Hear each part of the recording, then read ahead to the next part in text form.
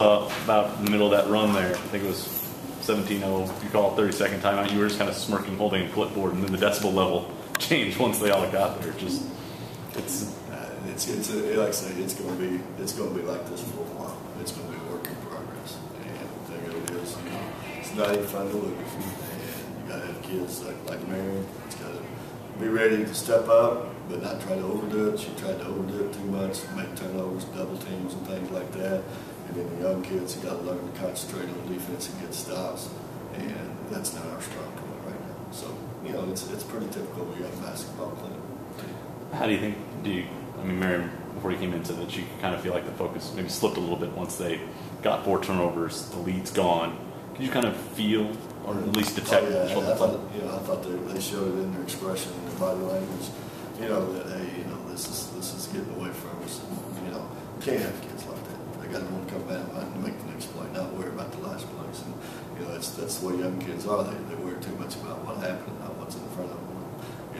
We've got we try to keep encouraging and talking, and not worry about the clock. Right now, we don't need to worry about the clock, not what the score is. We need to play.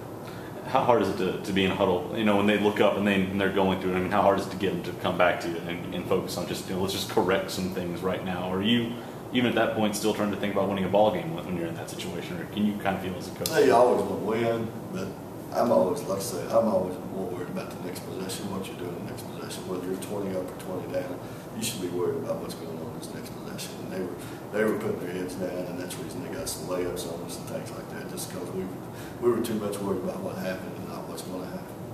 The first half, they seemed to handle it well. They went on a 12-0 run, and you get down, and Taylor, I think, get you some buckets, and Mary get you some buckets. What was the difference between the way you guys responded to those 2 runs? Because it was just a night and day there. It seemed after the first run they come down and, like you said, like you would want, they got good possessions. I think the second half, then you start running into fatigue. Yeah. And kids being tough enough to play through. Anybody can play when you feel good, but when you're tired, that's when you find out if you're a winner or loser.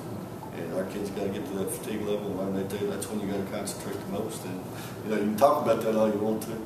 It's got to happen in practice. It's got to happen in game. I know when I came in over here on Sunday, it seemed like you weren't happy with the focus at some points in practice. Last 2 days I haven't been happy at all. I mean, get a win, you think that you can just go, hey, no, we're too young. We got too much to learn. We got too much work to do. And I pointed out both days, and I said, you'll pay the price. And you hate to tell that to any ball club. You want to keep them enthused, but they got to understand the difference between working to get better and just going out there and going through the motions. Obviously, you never want to lose, but is this going to serve as a wake-up call for them? I mean, to kind of better. Better. You're telling them in practice, but this is going to show them what happens. Exactly, and that's like games. That's what games do, and you can't change it overnight.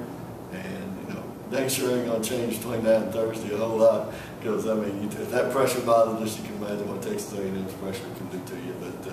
But that's what it's about. It's early in the year, and we've got to learn to keep our concentration and just play. And games like this, they can make you better. Adversity makes you better if you want it to, if you want to learn from it, and that's where you learn is from through adversity. You don't learn to win. That's where people have a mistake. I think sometimes if you're winning, sometimes you can win and not be doing what it takes. In terms of, you mentioned a couple days ago you were really happy with Taylor's play tonight, and it seemed she went through a cold spell in the second half, but gave you 20, gave you some good minutes out there, and at times seemed to really run the offense well. There were some good dishes inside to Hannah, there were some sound passes inside to Marion. Just thoughts on her. It's a loss, but I've been looking for somebody who can maybe show some signs. Well, but it's one game too. That's what we expected when we recruited Taylor. That's what we expected. Learn how to get that. Create some things, get herself some shots, get other people some shots. Eliminate some of the. But she's got to play. She's going to make mistakes. Any freshman on this level, you're going to make mistakes. I don't care. It's just a learning process, and part of it's going to be me and the team letting her learn, letting her play, and knowing it's going to happen. They're going to have to overcome it. But she can do some things like you've seen tonight. She's explosive. But again, you're going to pay the price for playing freshman. We're going to pay some price.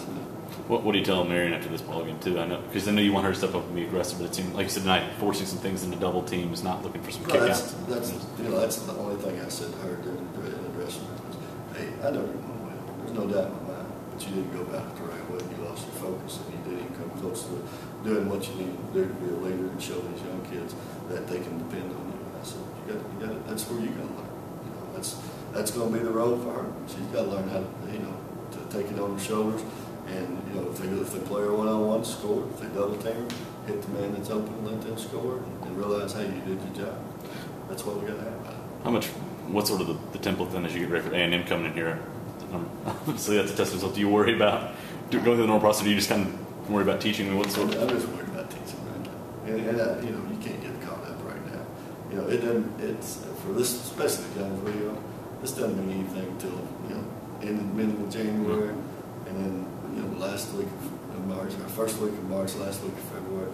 We better understand what we're doing. If we're playing this way in February, then I'll be a little disappointed. But you know, if you put your head down, you could be. And that's what I try to make a point. This is where you learn to make adjustments and turn it in, and understand. You got to learn to listen. You got to learn to concentrate, because you know I've seen those same passes in practice. And you know, you can get on all you want to, but until you get embarrassed, and you know, it's always embarrassing. So most of the time, especially when you beat yourself, and I always consider beating yourself when you make 22 turnovers. That's good.